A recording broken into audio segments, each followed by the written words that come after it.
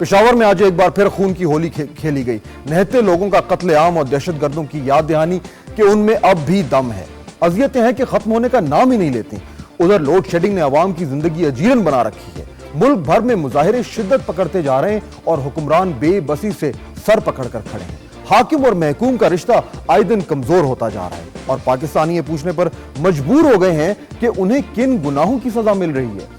اور be B C کے ایک عالمی سروے نے یہ کہہ کر زخموں پر نمک چھڑک دیا ہے کہ بدترین شہرت کے حوالے سے پاکستان صرف ایران سے پیچھے اور شمالی کوریا سے 1 نمبر آگے ہے.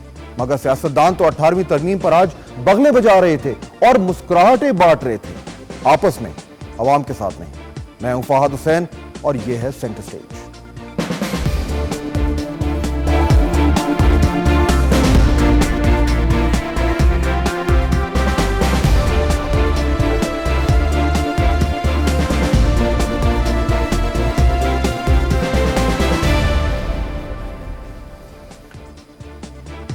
پشاور میں اس وقت ایک اور سانحہ پیش آیا ہے. جیسا کہ آپ جانتے ہوں گے کہ وہاں پہ خودکش بم دھماکہ ہوا ہے, متعدد لوگ ہلاک ہوئے. آج پہلے پروگرام کے شروع میں جانیں گے کہ ایک بار پھر یہ خون کی ہولی کیوں کھیلی جا رہی ہے.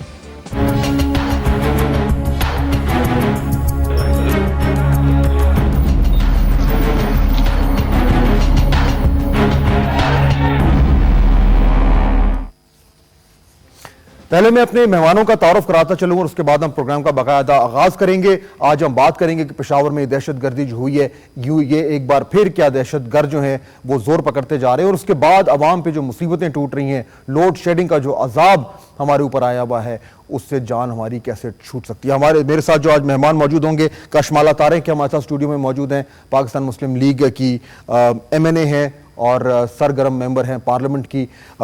ہمیں کراچی سے جوائن کر رہی ہیں فوزیہ وہاب صاحبہ, انفارمیشن سیکرٹری ہیں پاکستان پیپلز پارٹی کی.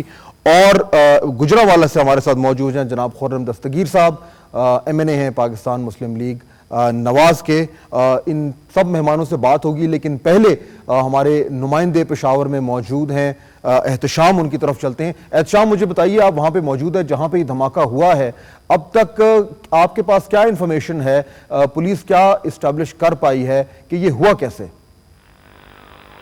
جی فاضل صاحب, ابھی ہم یہاں پر موجود ہیں کسفانی بازار میں, جو آج ناخوشگوار واقعہ رونما ہوا ہے. کچھ دیر قبل ہماری بات ہوئی تھی CPO پشاور سے, تو انہوں نے ہم سے پوچھا کہ جب ان حالات میں جو ہے دھماکہ ہوا, آج صبح بھی ہوا ہے, تو اس کے لیے سیکورٹی کے انتظامات کیا گئے. تو انہوں نے یہ بتایا تھا کہ چونکہ یہ مظاہرہ ہو رہا تھا لوڈ شیڈنگ کے خلاف اور کچھ ایسی اطلاعات تھیں کہ کچھ ہونے والا ہے, لیکن انہوں نے کہا اسپیسیفک انہیں یہ علم نہیں تھا کہ یہ کہاں ہوگا. تاہم انہوں نے یہ بتایا ہے کہ جو DSP سٹی گلفت حسین ہے, ان کی جو ہم نے لاش دیکھی ہے, انہوں نے یہ بتایا ہے کہ اس سے معلوم ایسا ہوتا ہے کہ یہ پولیس کو نشانہ بنایا گیا ہے, اور جس میں عام شہری بھی اور جماعت اسلامی کے کچھ رہنما بھی اس میں شہید ہوئے ہیں. اچھا, مجھے بتائیے کہ آپ کہہ رہے تھے کہ وہاں پہ مظاہرہ ہو رہا تھا, تو یہ مظاہرہ اس وقت جاری تھا اور یہ لوڈ شیڈنگ کے خلاف یہ مظاہرہ ہو رہا تھا, یہ کیا بات درست ہے؟ جی, اس وقت ہم نے شاہدین سے بات کی تو انہوں نے یہ بتایا کہ لوڈ شیڈنگ کے خلاف ہی مظاہرہ ہو رہا تھا. اس میں سیاسی جماعتوں کے رہنماؤں کے علاوہ اس میں تاجر تنظیموں کے رہنما بھی شامل تھے, تاجر بھی اس میں شریک تھے اور عام شہری بھی تھے. انہوں نے یہ بتایا ہے کہ DSP گلفت حسین اس وقت انہوں نے مذاکرات کیے مظاہرین سے, ان کو یہ کہا ہے کہ ان کا حل جو ہے وہ جو آپ کے مطالبات ہیں وہ اعلیٰ حکام تک پہنچایا جائے گی. جس کے بعد مظاہرہ ختم ہو گیا تھا اور جو مظاہرین نے ٹائر جلائے تھے ان کو سڑک سے ہٹانے کی کوشش کی جا رہی تھی, اور اسی وقت بتایا گیا ہے کہ خودکش حملہ آور ہے, اس نے خود کو دھماکے سے اڑا دیا, جس میں واقعہ رونما ہوا ہے. اور گلفت حسین کی گاڑی اور ساتھ مزید 3 گاڑیاں اس میں خراب ہوئی ہیں, اور اس وقت ان 3 گاڑی کو یہاں سے ہٹا لیا گیا ہے. اور جو بم ڈسپوزل اسکواڈ ہے, اس نے عملے نے یہاں سے تفتیش کی, جس میں 5 سے 6 کلو بارودی مواد استعمال کیا گیا ہے. اچھا, مجھے بتائیے کہ یہ ایک بار بہت عرصے سے وہاں پہ امن تھا اور دھماکے نہیں ہو رہے تھے, اور شاید لوگ یہی سمجھنا شروع ہو گئے تھے کہ جو آپریشنز ہوئے ہیں دہشت گردوں کے خلاف, اس کا یہ نتیجہ نکلا ہے کہ جو دہشت گرد ہیں ان کی جو آرگنائزیشن ہے, ان کی جو کمر ہے وہ ٹوٹ چکی ہے. لیکن پچھلے چند دنوں میں ہم نے یہ دیکھا ہے کہ یہ دھماکے ایک بار پھر شروع ہو گئے ہیں. 17 اپریل کو جو ہے ہفتے کے روز کوہاٹ کے علاقے میں دھماکہ ہوا, میں یاد دہانی کراتا چاہوں اپنے ویورز کی. اس کے بعد 18 اپریل اس میں 41 جو لوگ تھے وہ شہید ہوئے تھے. اگلے دن ہی 18 اپریل کو کوہاٹ ہی میں ایک اور دھماکہ ہوا, اس میں 7 افراد شہید ہوئے.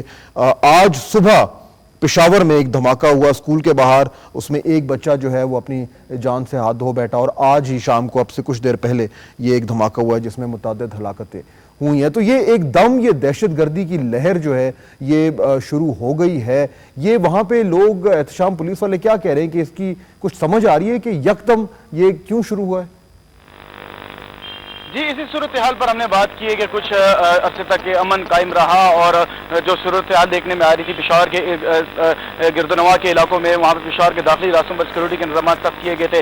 खैबर एजेंसी में इससे कबल कुछ ऑपरेशन किया गया था, पर वहाँ पर अभी तक बाड़ा में कर्फ्यू भी है। इसी तरह पेशावर के साथ जो दूसरा इलाका है दरा आदम खेल और फिर मोहम्मद एजेंसी का एरिया, वहाँ पर भी सिक्योरिटी के इंतजाम सख्त किए गए हैं। वहाँ पर भी अभी जैसे औरंगजेब में ऑपरेशन जारी है। तो बशीर बिलोर से जब हमारी बात हुई और सीसीपी पेशावर से भी, तो उन्होंने यही कहा है कि हमारी तरफ सिक्योरिटी के इंतजाम किए जा रहे हैं, लेकिन फिर भी जो दहशतगर्द हैं वो खौफ व हरास कराने के लिए ऐसी वारदातें कर रहे हैं। लेकिन बशीर बिलोर का ये कहना था कि आखिरी दहशतगर्द तक हम लड़ाई करते रहेंगे। लेकिन इसके बावजूद आज ऐसा खुशगवार आज मुजाहरा किया जा रहा था, उस वक्त भी जो काबली थाना है उसकी तरफ आने वाला जो रास्ता है किसानी की तरफ, वहाँ पर भी पुलिस की नफरी तैनात की गई थी और लोगों को उस तरफ आम लोगों को नहीं छोड़ा जा रहा था। लेकिन इसके बावजूद खुद का हमलावर जो है वो मुजाहरे तक पहुंचा। जी ठीक, एहतशाम बहुत शुक्रिया हमें ज्वाइन करने का। पेशावर से हमें बता रहे थे कि वहाँ पे इस वक्त क्या सूरत हाल है। बहुत ही अफसोसनाक वाकया एक बार फिर पेशावर में हुआ।